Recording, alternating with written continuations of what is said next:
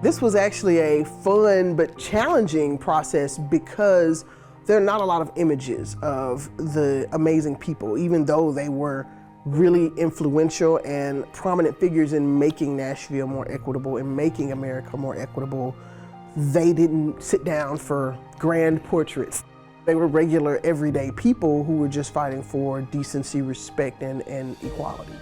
And so trying to make visual versions that would pop and not be, you know, nothing wrong with a black and gray portrait, but something that was more dynamic and really fit in within my style. And so using my skills as an artist to be able to draw and taking their photos and modifying them using my iPad, using Procreate, and making the layering process of adding textures, adding other types of color and brushstroke and things that would pull out the images and make them less flat and create versions of these amazing people that really reflected my style and energy, but also kept their likeness and the integrity of themselves within the piece.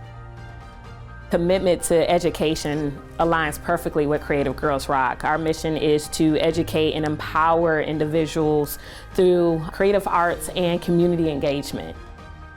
So his fight for social justice and legal and like just his advocacy, and that aligns perfectly with us because we're advocating on how arts ties into the community, how it ties into mental health. There's truly power in art.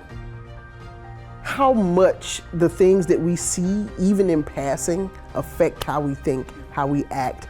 Everything is a form of propaganda, and in this case, it is positive and educational and impactful on the day-to-day. You know, you see these people in a bright, bold color, it is expressive. You know, it's not a blend-in thing, it's a standout thing. And every individual on here was a standout individual.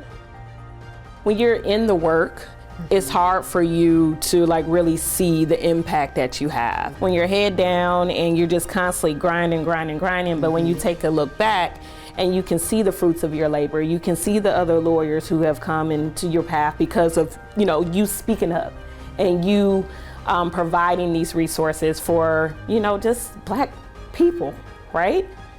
So I think, yes, he would be shy, but he would also feel humbled and just grateful that we express that through art.